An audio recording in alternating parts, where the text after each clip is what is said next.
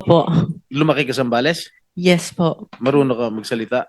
Opo. And to add po, my father is also a public servant for more than half of his life and he's known to be incorruptible. Kaya ang sakit po na madrag talaga yung pangalan.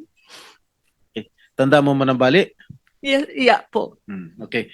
Anyway, for the record, Engineer, I'll be asking questions to, propound questions to Engineer Hernandez. Mr. Are you Bryce done with Hernandez. Miss Mina? So we Yes, can I'm excuse her? Yes, please. Unless other members will be asking questions pa. Wala naman. Okay, so you cannot leave yet. Okay. Mr. Bryce Hernandez, hindi tayo personal magkakilala. Do you confirm? Yes, Your Honor. Ni minsan ay hindi po ako tumawag sa iyo, nag-text message sa iyo, nag-message. Tama ba? Yes, Your Honor. Sinabi mo sa testimony mo sa house na binigay mo ang pera kay D.E. Henry Alcantara at siya ang nagsabi sa iyo na bibigyan daw niya ako. Is this correct? Wala pong specific na sinabing ganun, Your Honor. Pagkatapos mo ko dinurog sa house ngayon, wala ka specific na sinabi. Yung dito po Hindi. kay... Pakinggan mo muna ang tanong ko, Mr. Bryce, ha? Sabi mo sa testimony mo sa House of Representatives na binigay mo ang pera kay D.E. Henry Alcantara at siya ang nagsabi sa iyo na bibigyan daw niya ako. Is this correct? Tungkol po dun sa 2025 projects, opo. Okay. Hindi po dun sa 2022. Mr. Bryce, you mentioned the name or names of Senator Estrada and Senator Villanueva. Is it Senator Estrada twice on two occasions sa House? Yes po. One, 10:40 a.m. Sinabi mo, Senator Jingo Estrada and Senator Villanueva with a list of projects. I remember that.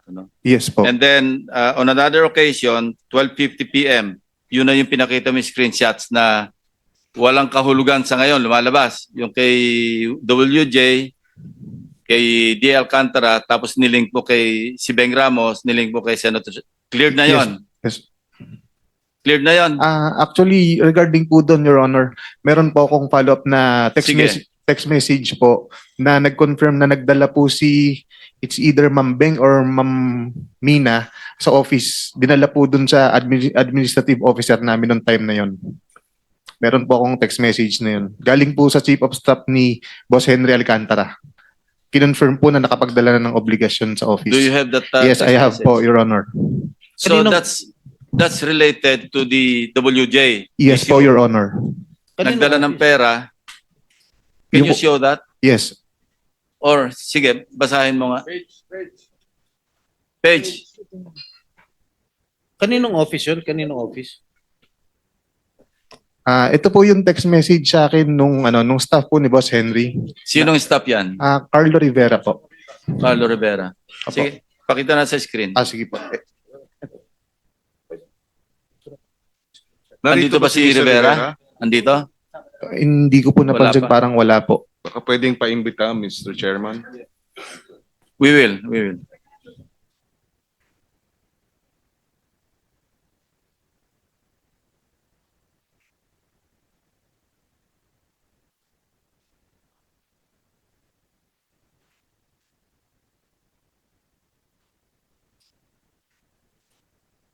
While waiting, yung isa pang pagkabanggit mo sa kanilang dalawa, yung 10:40 a.m.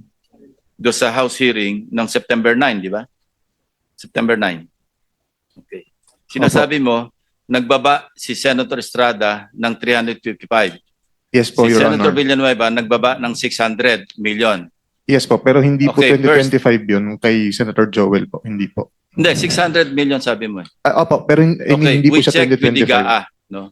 Yung kay Senator Villanueva, in fairness to him, hindi namin makita sa GAA yung mga enumeration mo o yung enumerated list of projects.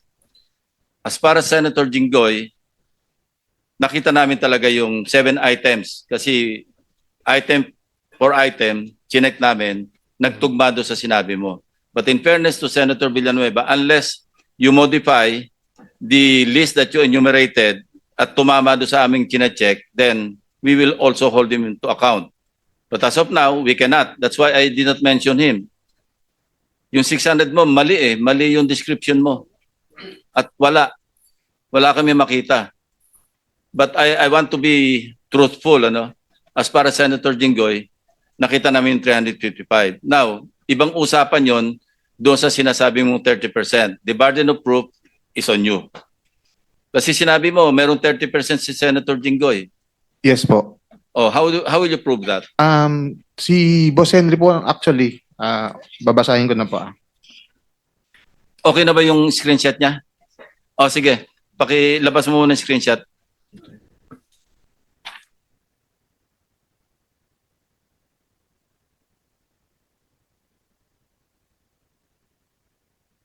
Sige, you start reading from your cell phone. Sige.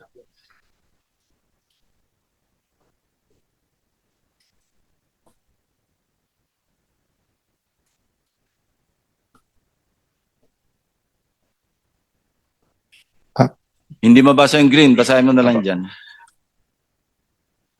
Ito po, ang highlight na lang po natin, Your Honor. December 16, 2022, 11:20 in the morning, nag-message po ang staff sa akin ni Boss Henry, si Engineer Carlo Rivera po. Ito po ang message niya. Boss, good day, M. Nakuha ko na po pala kay AO, which is Administrative Officer, yung pinadala nila Mambeng Ramos. Yun po. Yun.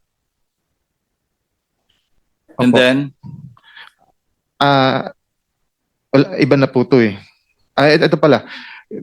Good day, may bidding ba tayo? Nagtanong po ako sa kanya. Ang sabi niya po, wala pong bidding today, Monday po ulit bidding natin.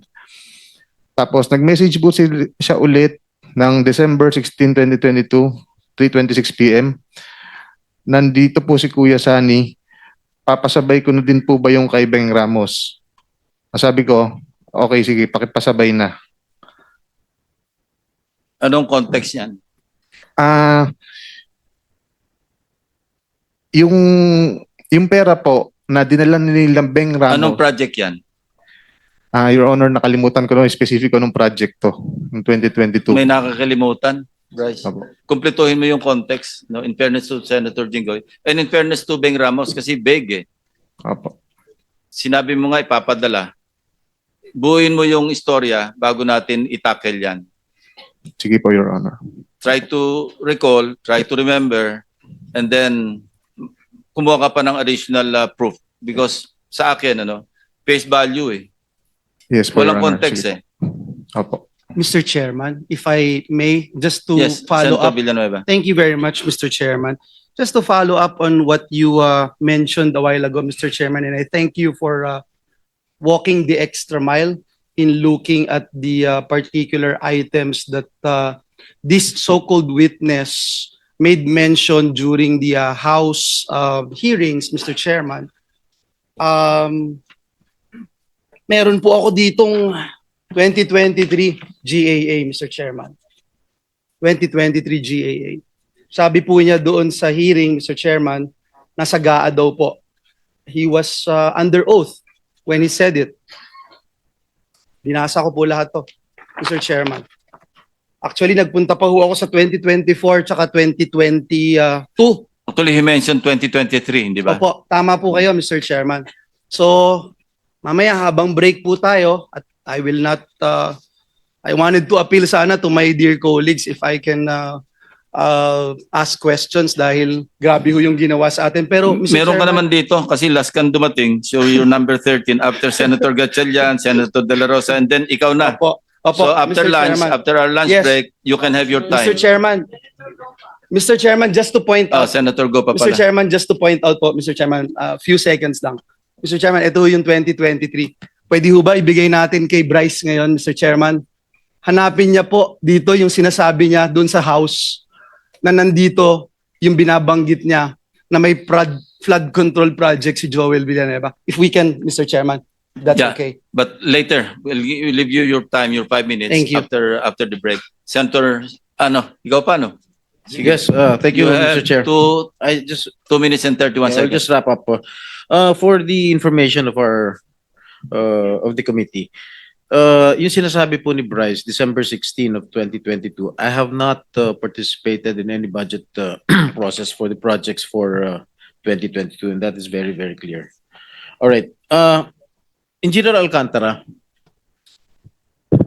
sinabi ni Bryce na binigyan daw niya sa iyo yung pera at may mga nakausap kang politiko na ang sabi niya, binigyan ka ng pera para ibigay mo sa politiko. Am I correct? Is that true? Is that true? Can you confirm? No, Your Honor. Respectfully deny po yung sinasabi niya. Ano po? Respectfully deny po yung sinasabi niya na binigay niya po sa akin na may mga ganun pong issue, Your Honor. So tama si Senator Lacson, the burden of proof lies with you, Mr. Hernandez. Kasi tahasan mo sinabi sa House of Representatives at kinundina naman ako ng taong bayan dahil sa isang salita mo na ako raw ay humihingi ng 30%. Okay? Mga kababayan, to my colleagues here in the Senate, I have already been crucified, vilified in the past. And I am, again, an easy target. Kahit sino pwedeng sabihin nilang pangalan. Pag sinabi mo ba, si Senator Hontiveros humihingi ng 30%, maniniwala ba tao? Hindi. Pag ako, si Senator Estrada humihingi ng 30%, maniniwala ba tao? Yes. Dahil I have my past. Meron akong mga nakaraan na issues. Kaya I am very vulnerable to all these attacks. And I deny vehemently na merong hinihingi akong porsyento sa mga proyekto. Okay? And siguro, sinabi na ni DE Henry Alcantara na panay hearsay lang. Nakita mo ba na binigyan ako ni Henry Alcantara ng pera? Did you see? Did you ever see Alcantara handing money over me to me? I don't think so. Pero ba may nakita ka ba? Sigutin mo lang, yes or no, may nakita ka ba? Wala po. Okay. That's all, Mr. Chair. Thank you, Senator Estrada. Senator Win. Thank you, Mr. Chairman. Mr. Chairman,